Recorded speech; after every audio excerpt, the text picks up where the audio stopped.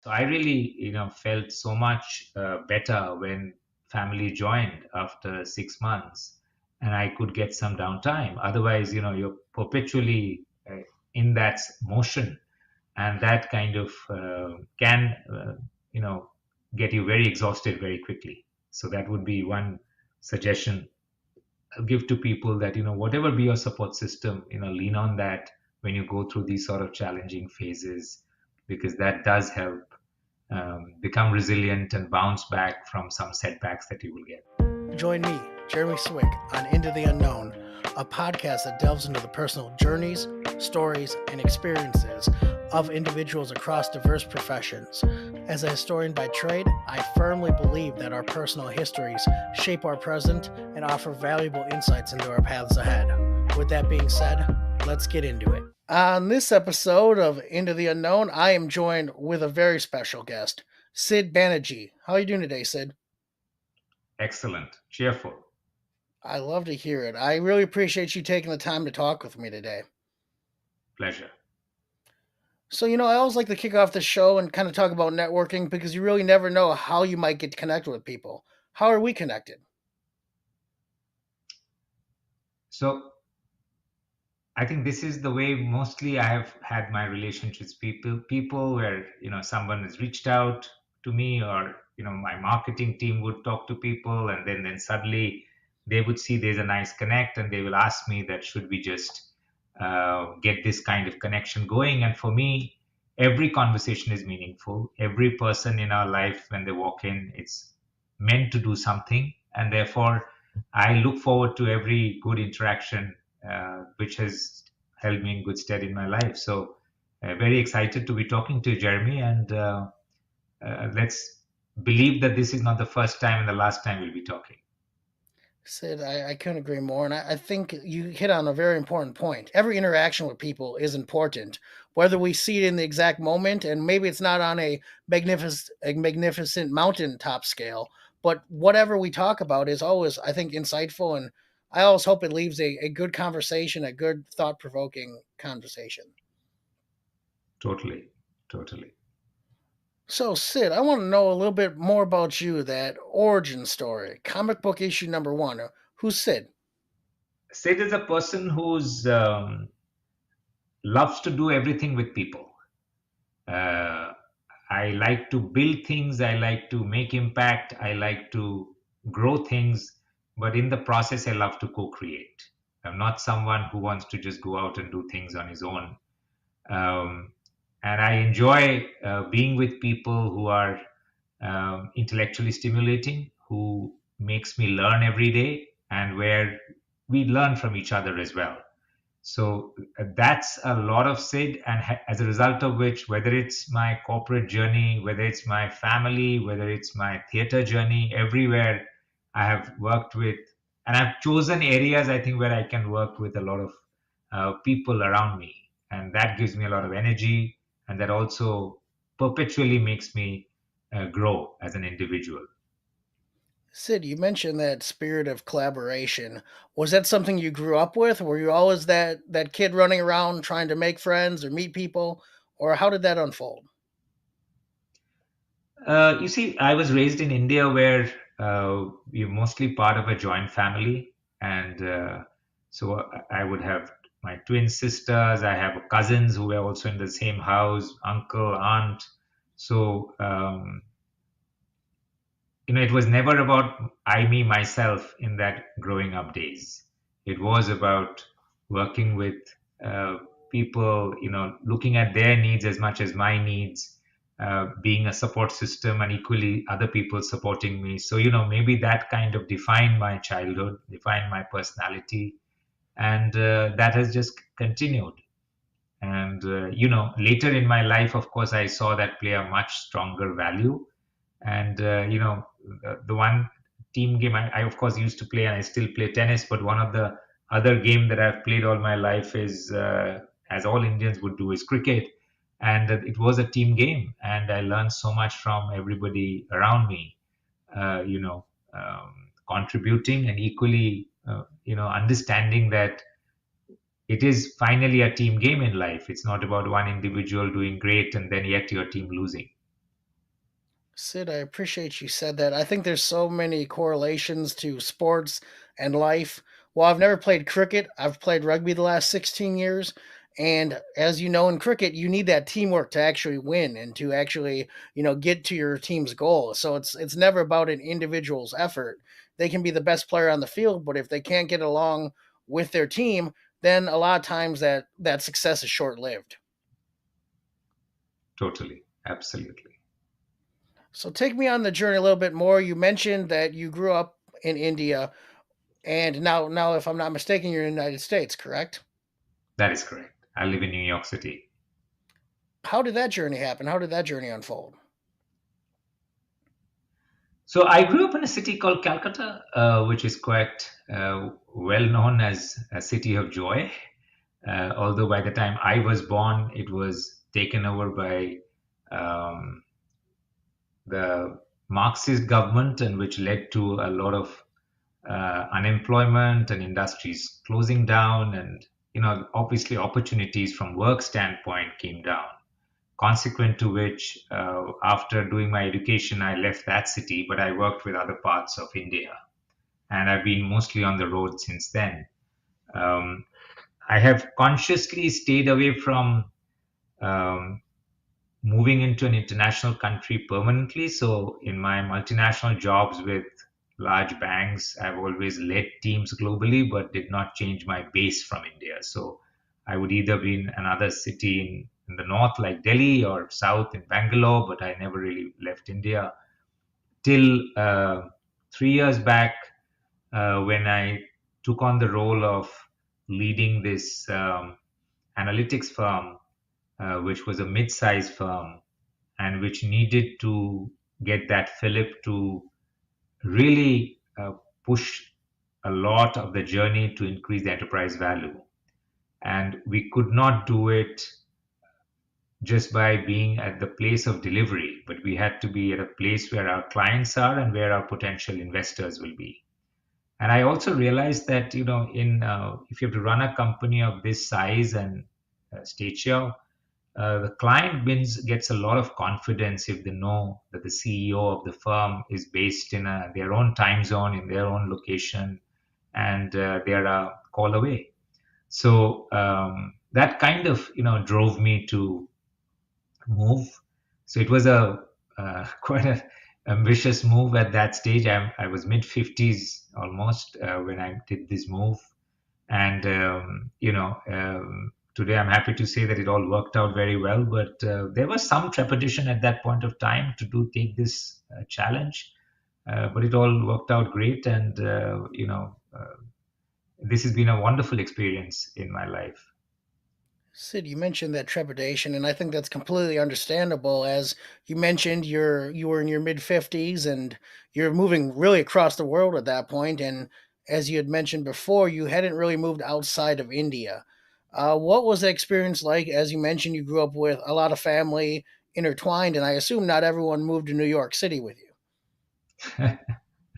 No, no one actually moved. In fact, initially, even my wife didn't move because she was working with Accenture and she had to find the right opening to move to the New York City, which happened about 6 months after I moved. So yeah, learning a lot of life skills. That was the first thing that I saw when I moved to this country.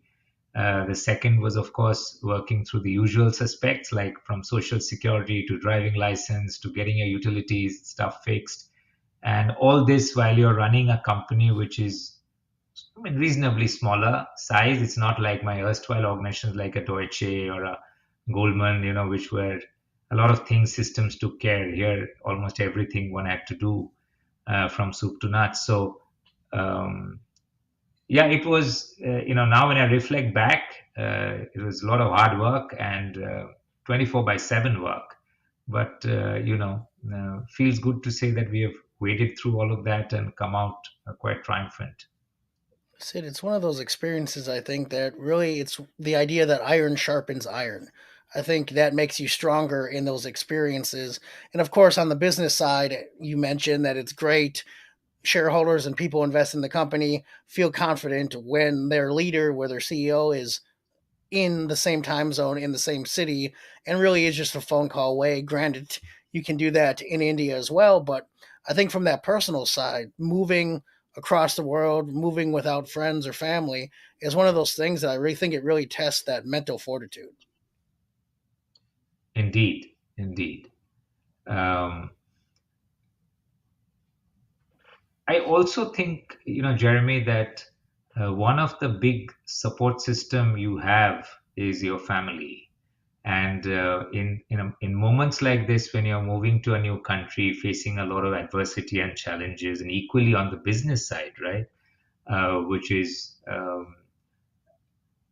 at a stage when not every client is happy, not every new business you want to scout for are going to get converted.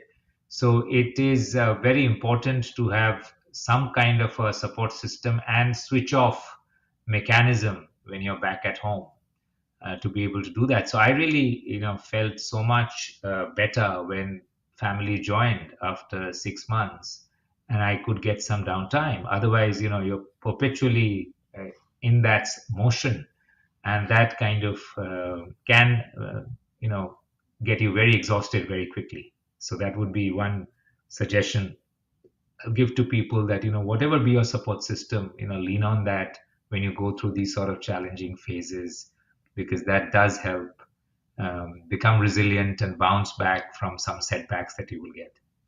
Sid, I couldn't agree more. I think it's so important because, as you mentioned, when you moved, you were by yourself. You didn't have that support system, at least immediately present, which means a lot of times if you're entrepreneurial or you're business focused, that just means we work a little bit longer because there's no one saying, hey, come watch TV with me. Hey, let's go for a walk. Hey, let's go out to dinner. I'm like, let me just be in that mode. And I think it really is helpful to have people around you that care about you to help you shut it off, even though in business maybe it feels like the opposite of what we should do, but I think you've been experienced long enough to know that having those off moments is definitely crucial in, I think, sustaining success.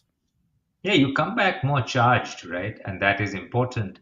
And very interestingly, Jeremy, a trivia is that when I was in India, um, I mean, I have a reasonably nuclear family now, one son, one wife, and wife was in a city in Bangalore. I was working in a city called Pune. My son was working in New York. So suddenly, when we moved here, all three of us were within a range of 1 mile radius, and we were saying, "Oh, this is great. This is not what we were expecting." So, moving to a different country actually paved the way for us to be together as a family, which was great. That really is. On everyone's journey, you make a decision not really knowing the outcome. Can you give me a time where you just went for it? So maybe call it the recency factor, or call it one of a bigger accomplishment. But this really happened 3 years back when I took on the mantle of this company, SG Analytics.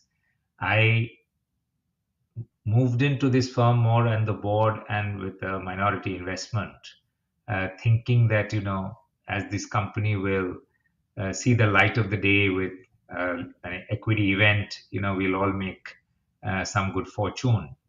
But within 3 months of doing that and realizing where the company is and what our ambition is, we had to look for a CEO. And it was I who had to raise my hand and take on that role. And the original founder became the chairman. So since then, it has been last 3.5 years of, relentless work. And it was completely an uncharted area. And I'll tell you on a couple of aspects why it was completely uncharted. One, because it dealt with research, technology, analytics, none of which I have done extensively in my life. I've been a user mostly and less of a creator in that space. Secondly, I have never really worked of a company of this size. Most of the organizations I work for are more like Fortune 100 companies, not even Fortune 500. So therefore, the challenges of a smaller company are very different, and I realized as I got in. And third, what none of us were expecting was this huge wave of LLM and Gen AI that came into the play, which changed the whole, canvas. And I'll tell you in what aspects. One, clients had very high expectation, but they did not know what they really wanted, right? Everybody from their board to their uncle and aunt told them they must use Gen AI and LLM, but where and how and what success they don't know. So everybody was making a pitch. So we were just another company making a pitch. So we had to find out what distinction will we bring. Our investors decided to put all the dry powder away because they said, what you don't know is what you don't know. I don't want to invest in a space which after 3 years may become irrelevant. So, should I really put in my money there? No. So that was the other challenge of a complete unknown that the whole world was going through, and we also went through it. So given all of this, it really was a big shift from where we were and where I was individually to come into this role. And as they say, that those are also the most exciting times when every day you're trying to figure out how to get there. And mind you, we were doing all of this without compromising on our growth story and without compromising on our margin story, because those are the two indicators that every potential investor looks at you, and those are the things that drives the enterprise value. So we couldn't afford to lose them. So you can imagine it's like so counterproductive. You have to grow, but you can't drop margins, and you still want to change the shape of the business because you have to tilt more towards Gen AI and LLM, and bring in that sort of elements into your offerings. So it was quite an interesting and exciting unknown journey in the last at least 2 years. Sid, I can only imagine. I want to know what made you step up to be willing to move to CEO. It's one thing to be on the board, you kind of have this expectation, but it's another thing to raise your hand and say, I'm up for this challenge. Many days later, I've thought that I must be smoking something that day. But I will be honest with you, Jeremy. Probably 70% of that was a conscious effort. 30% just happened, right? And this is where destiny plays a role. Um, and probably I also took it because I wasn't conscious of what all it entailed at that point of time. Partly I took it because that was the need of the hour from the organization standpoint, and having signed up for something, I didn't want the organization not to see its full potential. And finally, I would say it was also a little bit of um, personal drive and ambition to say that, look, I want to have a really good swan song, maybe a combination of factors. Sid, I appreciate that answer. Title of the podcast, Into the Unknown. What are you working on now? Tell me a little bit more about the business, and if people want to learn more about what you're doing, how can they find you online? So we are on a very interesting journey now, Jeremy, where we have come up with a belief that with the democratization of technology, the winner going forward will not be that client who has access to the best technology, but that client who knows how to operationalize AI, how to bring in artificial intelligence in their day-to-day work, and um, not just think that either technology will solve everything or people will solve everything, because we believe the answer is in the middle. Now, in order to do that, we say AI has to be the center of everything, but do not think it is a silver bullet.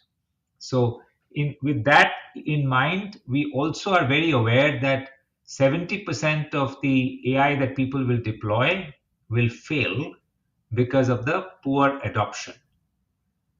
And that's where actually my next thing is, just to get my clients to think of how do you operationalize the AI by getting a combination of people and technology and transforming operations over a period of time, and not just think it's a one-time effort of putting the tools and then seeing everything will change. No, it will not. It will face some resistance. It will have to undergo changes, but you have to be at it, and over time you will get significant value, not just on cost, but also on uplift on revenue. So that's what we're looking at. I'm obviously available at sid.banerjee at sganalytics.com. And, my website is sganalytics.com. Well, Sid, I want to say thank you again for taking the time to talk with me. It was insightful to learn a little bit more about your story, how your company is utilizing AI, because sometimes I think a lot of people just read headlines and they think, "Hey, I need AI in my business, in my life," but don't often really know how to utilize it, or there's that fear that it's going to take over the world. And I think sometimes businesses like yours do a great job in really showing how they can work together. Totally, Jeremy. It was wonderful talking to you and enjoyed the conversation. And I think I go back to what I said at the outset. This is a relationship for keeps. So we'll keep talking, Jeremy. We'll talk soon. Thank you. That was another fun episode of Into the Unknown. I truly appreciate you taking the time to listen. And if it provides you any value or entertainment, I would love if you shared it with others, liked, subscribed, and really just help the podcast grow. Again, tell a friend, tell a foe, just anyone who might enjoy hearing some stories of people's own journeys and what got them to where they are today. Till next time.